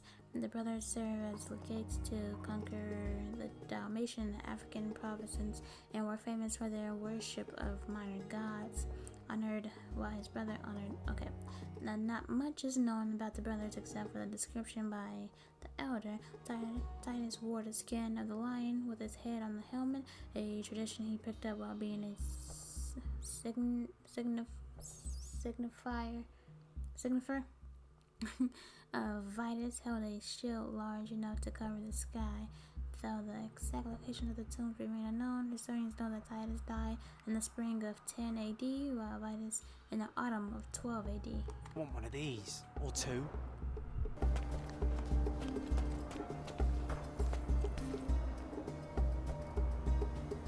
Sharpest pickaxe. A guilty pleasure of the real archaeologist. Missing your Laura, Mr. Swift? Hey, a word about the trilogy. Right then, you literary expert, what was so important about these books? Or did you simply need some kindling? It's inspirational. I have a plan. Are you listening? I wish I wasn't, but I am. So, we catch a monkey, a langur, for example, then we extract some blood from it. What? Why? It will make us forever young, Sherry. Page 127 of the second book. Oh, I am so done with this. No, wait. Then how about we make a wax statue? I've stopped listening, John. Swift lost his temper when he learned what happened.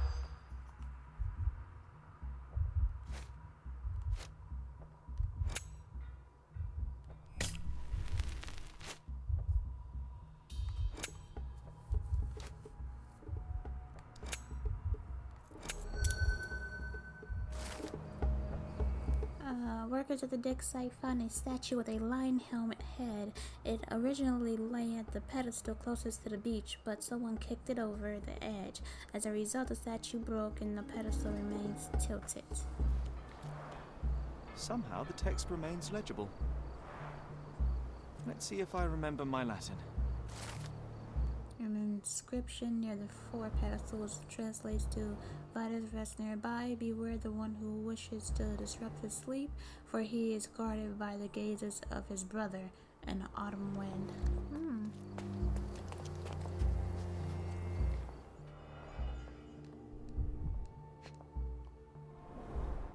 A goddess? A mother? Someone's wife? A sickle for harvesting. The ancient Romans honored the seasons.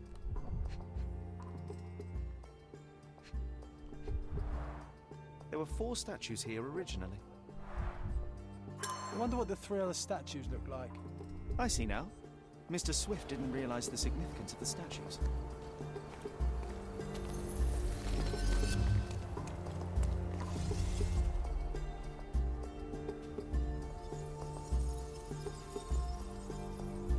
A mother holding a basket of fruits looks to the west. How do I know which way is north, south, east, and west in this game? It doesn't have a compass. Oh, never mind. Yeah, I did notice that at the top. It does show west, north. Yeah, okay, never mind. Yeah, so they're all making like a big circle.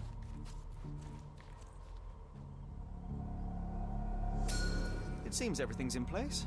Now, let's see what this has to tell us. The tomb has been found. Then you go to this paragraph. I think it's the second paragraph. According to Sir George, the statues represent, okay, blah blah blah. A female statue, presumably a mother, holding a basket of fruits, looks to the west. Another female figure, the statue that we found, perhaps Autumn, with a sickle in her hand, looks to the east. And it makes sense to have them like across from each other, because if it wasn't across from each other, like the both female statues and then the male statues, then it would at least clarify that. But so naturally they are across from each other. And then right here, I believe, let me see.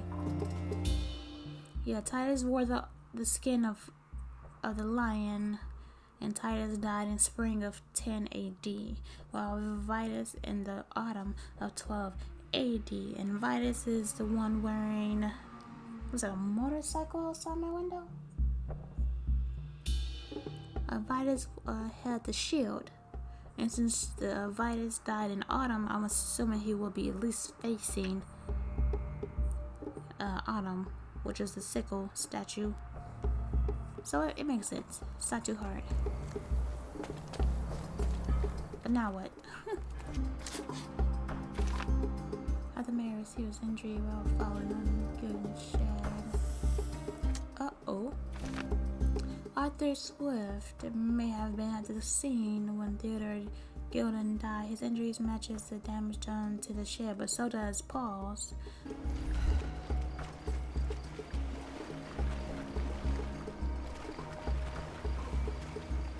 Swim?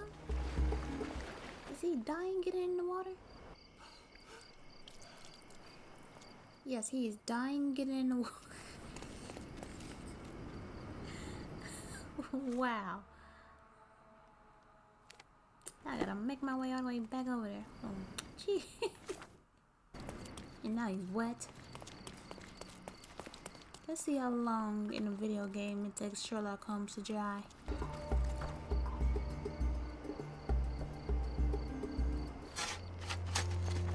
Here is your discovery, Mr. Swift. Hey, look at this. What have you found?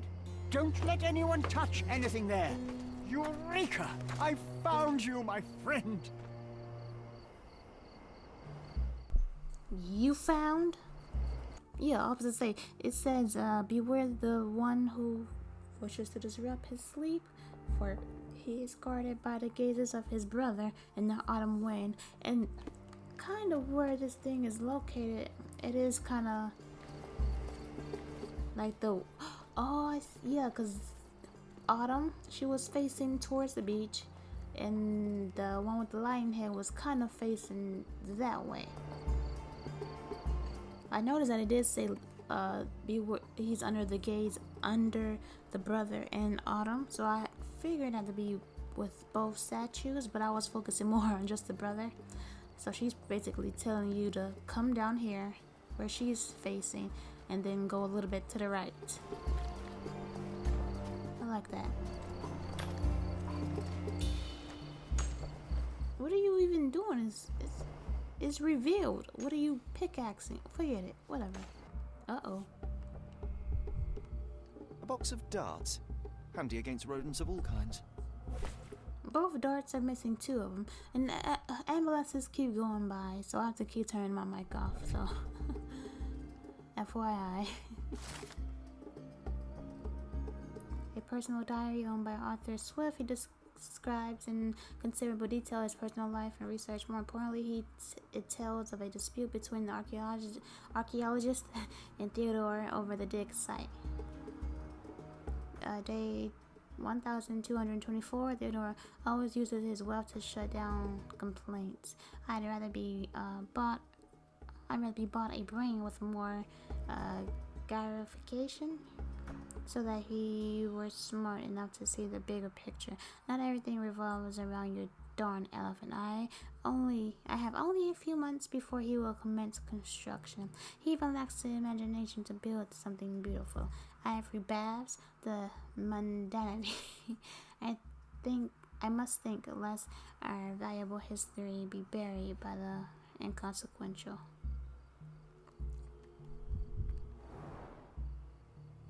Yeah, he was definitely thinking of something to keep this dig site going.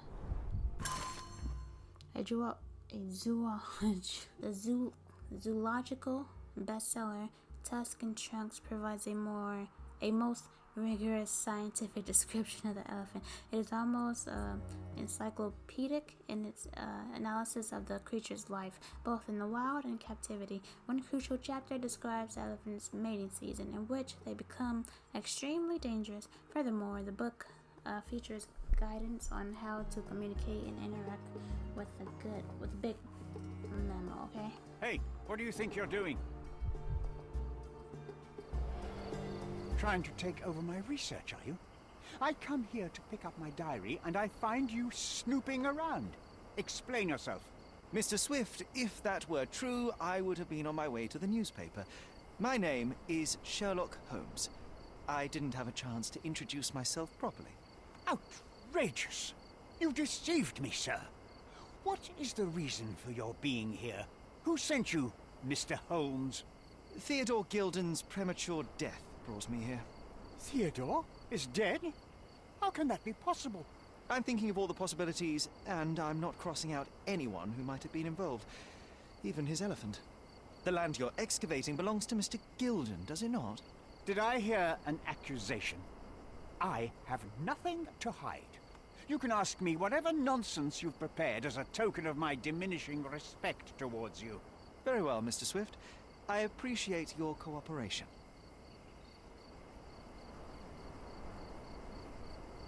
Were you at the site this morning? Affirmative.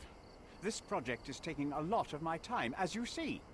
I spend more time underground than on the surface. When did you learn about Theodore's death?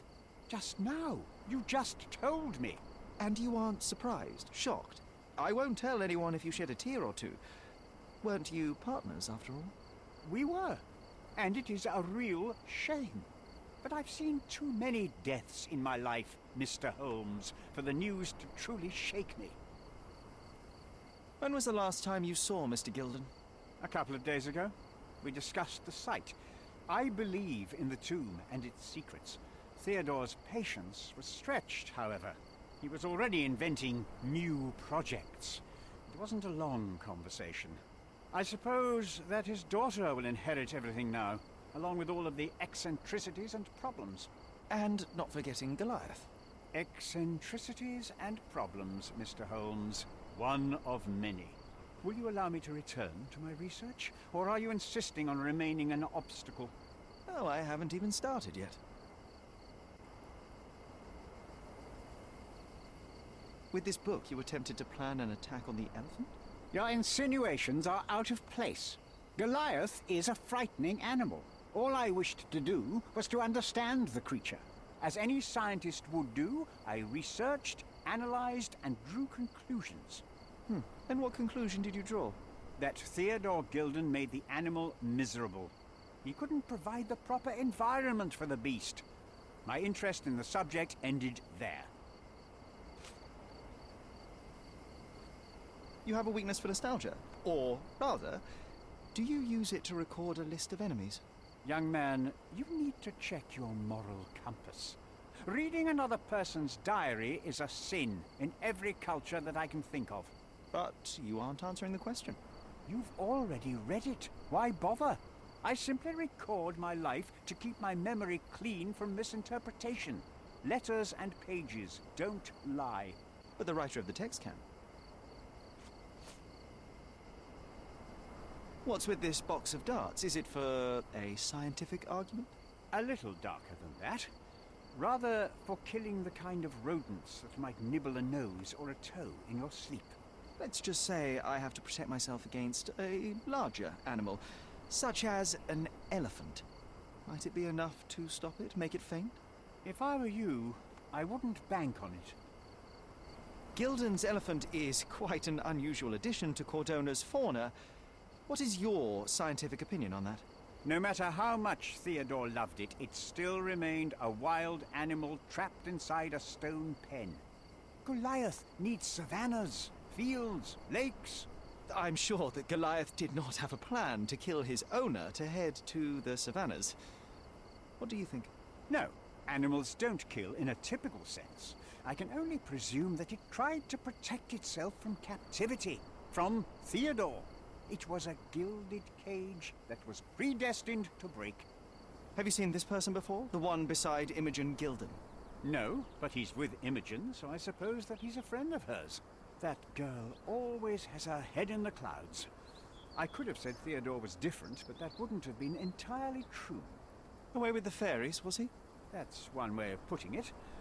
Either way, I don't know much about Imogen's life or her friends. The type of elite that pretends to be educated. I've nothing to add. Your partner had a very specific attitude towards the things he treasured. Was this habitual for him? That would have been too much even for him. Don't get me wrong, he had a harsh temper. Like a true businessman, he was ready to burn his competitors to the ground. But threatening someone physically would have been something new even for him, am I correct? Absolutely. Besides, I had never seen him this angry. The fellow who received the letter must have been extremely alarmed. Remember one of the rules? It seems that you didn't return a tool. Is this knife yours? Do I look like a fellow who carries a knife? I don't need it. There are plenty of uses for it on the site, and outside of it. I have other people to cut ropes for me, Mr. Holmes. Did this plan cause a rift in your business relationship with Theodore Gilden? Nothing like that. Admittedly, we didn't share a common vision of what is more important, the past or the future. In my opinion, we can't build a future without knowing the past. So you wanted to save the tomb of Vitus here, or perhaps your control over the research? Only the knowledge that rightly belongs to humankind, nothing less and nothing more. Oh, there he goes, right in my face. I don't understand how to do this. I just got lucky the last time. So, we'll figure it out, I guess.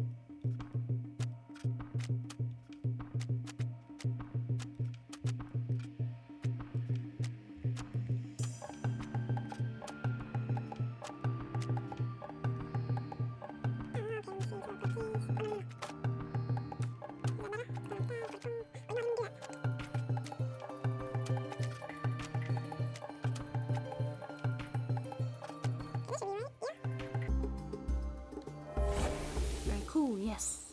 But I think I kind of understand this chemical analysis thing. Okay. I'm not even going to try to explain it though, but...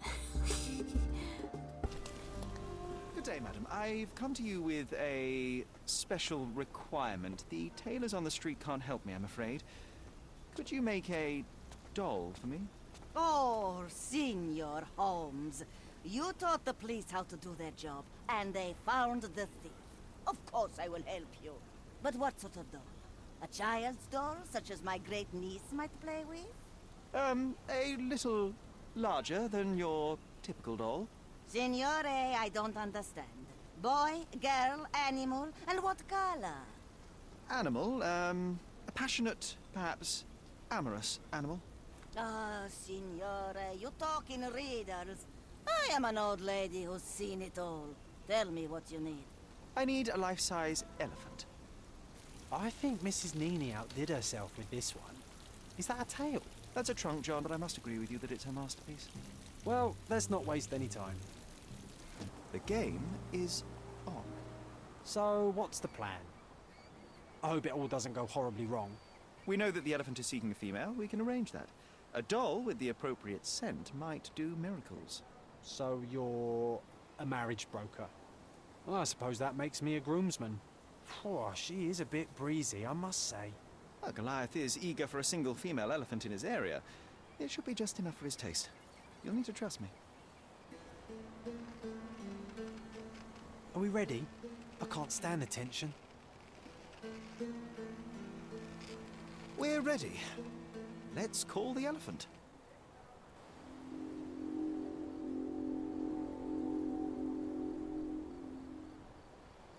How could anyone resist?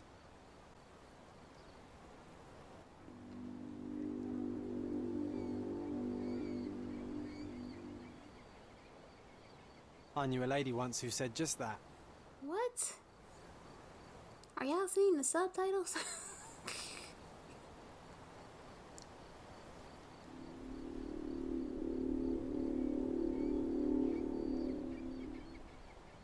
Too bad I'm not an elephant.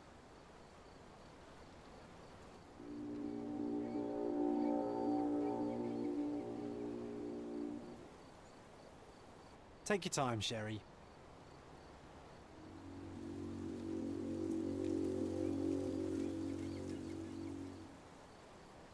That deserves a slap. And then a kiss. And here's our lovesick friend.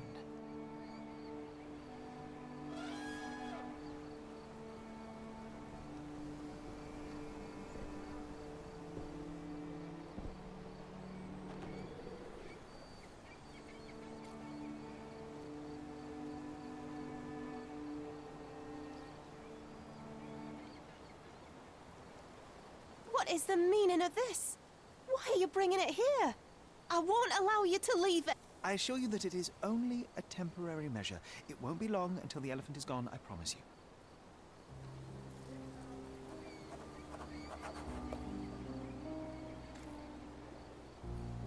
Let's look at Goliath real quick. I see some cuts and stuff, but it could just be from trees.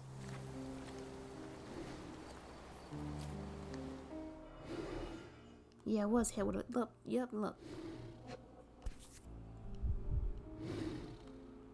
There's something in the needle. A feathered fletching. This might be promising.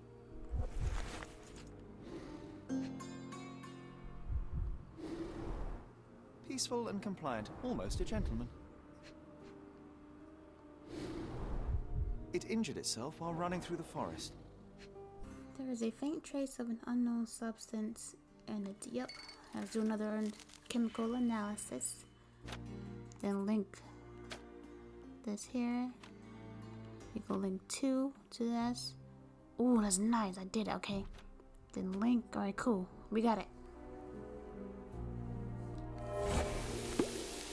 There were traces of star. Isn't that what Paul said? Inside of it, this amount could kill a human. They make a noise. I swear these Don't curse, don't curse, don't curse. This amount can kill a human, but was not enough to topple such a large animal. Instead, it is most likely aggravated the elephant, causing a fit of rage and bursts of strength. So was it strychnine? However you say it, whatever. That's what Paul used, right? Was there anything in the darts for that archaeologist? I forgot his name. With a poison dart to provoke the elephant. Agitated and scared, the animal attacked Mr. Gilden. With Theodore gone, there is no one to stop Paul from being with Imogen. Arrest Paul and free Goliath. I wouldn't say free Goliath, but Paul Perks is an egotistic with no regard for lives of others, who built an entire career on lies and deception and orchestrated the death of Theodore Gilden using his own pet. Cordonia would be safer without Paul roaming free. Paul Perks was the victim of persistent attacks by Theodore Gilden. They were desperate, and to protect a promising career, used Goliath to kill Gilden. I will place the blame on Goliath, but would insist that Paul leave Cordonia as penance. Why are you gonna blame all that on Goliath? No, hell no. Arrest Paul, and I guess Goliath going free. Shit. Come on. Bye, Paul. Or Paulina. I guess I don't have to provide any evidence anymore. Just accuse the bastard, okay? Did it feel good killing Theodore Gilden after the humiliation and threats? What? I thought you were blaming Goliath for that.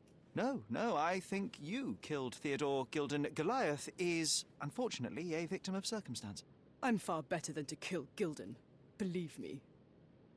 I can understand why you killed Mr. Gilden. He saw you with his daughter. He checked up on you, yachtsman, smuggler, and a woman. He went so far as to hire some thugs to attack you. Theodore knew your weakness, your career. He forced you into a corner. You're a survivor. You were prepared for the worst, but Theodore surpassed even your worst-case scenario.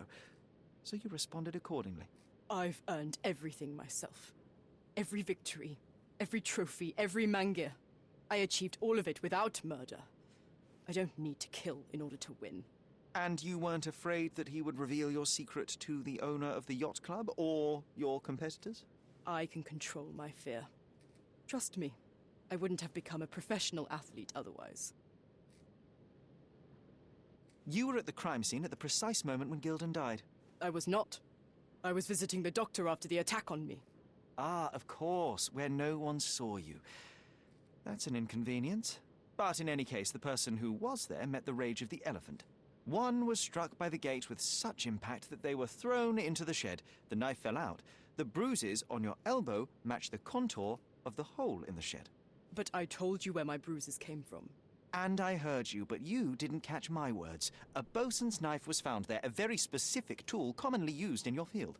That's only your assumption. I was never there. I mean, I was, but not when this happened. You see, I managed to capture the elephant. Goliath had a dart stuck in his hide, similar to the ones that you used to kill rodents. My guess is that you used Goliath. A dart can kill a mouse or human, but for an elephant, it's not enough. Strychnine is a powerful stimulant and convulsant. Once the drug was in the bloodstream, Goliath became extremely agitated and so blinded by the flow of energy that he killed his owner. And my dart is responsible for that. I'd rather use my hands. Yes, there would have been fewer variables, but after the attack on you, your condition didn't allow for a direct confrontation. So, you used what you had. That's not what happened. Anyone might have the same set of darts as I do. They're not expensive. But not everyone knew Theodore and had access to his property. I revealed many truths and lies concerning Gilden. One banal fact is that he was a bitter and angry man who acted according to his own desires and impulses. Such people are dangerous, they are unpredictable, and value their own comfort more than anything and anyone. The same as you, Paul. Are you out of your mind? You're a gambler, smuggler, and actor. You indulge your self-importance. Such egocentricity and impulsivity is frightening. I won't allow you to play with someone else's life. You are under arrest. Wait. At least tell Imogen. Tell her where I am. I think she deserves a space without you. I've heard you can gamble on racing in prison, only it's rat racing. No yachts. Goodbye, Paul. Why did you pick my Paul? Out of all the people on this island. Just when I needed someone I could rely on. Believe me, I saved you. I found the true murderer. Would you really choose to live with the person who took your father's life? You took away the pillar I was relying on. Paul was my only hope. You've destroyed it. It was Paul who destroyed it, not me. I was merely the fact-checker who discovered the real culprit. And now about that elephant. Oh yes, Goliath. You did nothing about it. I had to deal with it. Fortunately, there was a real man wanting to help me. He agreed to buy Goliath and relocate him to his property. I suppose I must congratulate you. I'd rather you leave. But first, here are my father's belongings. Some of them have information about your mother. Take them and leave me be. I appreciate it, Miss Gilden. I assure you, I only wanted to find the true perpetrator. Perhaps. Or perhaps you found a convenient scapegoat. Goodbye. I truly hope you meet more honest people in the future. Take care. Oh yeah, the article. I so forgot about the article. Would that have mattered? I don't know. The last case, the guy eventually confessed, but he didn't confess, or she didn't confess. So I don't know. Probably got it wrong, probably didn't. Sticking to his lies, but it is what it is. My dear Theodore, you know I value our friendship more than most other bonds. We share the same restless soul, and your acceptance and support in trying times has been a blessing. I'm endlessly grateful for the turn of fate that saw Siger and I join the same expedition as you. It changed my life for the better. Nevertheless, I am not blind nor a hypocrite. I know that your feelings towards me have deepened. Forgive me, Theodore, but I do not feel as you do. I must spare you the pain of one-sided love before it is too late. Please see undisclosed the necklace you so thoughtfully gifted in remembrance of our adventure together. I cannot in good conscience continue to wear it. I know this letter will cause you such hurt, and for that I can but apologize deeply. Yet my heart is with Siger, who is still unaware of your desires. If this sees the end of our friendship, I will understand, but I truly hope we can continue to share the conversations, collaborations, and kindnesses that have brought me such joy all these years. Yours respectfully, Violet.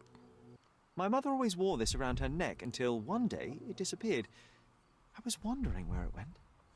She said it was a birthday present from a good friend.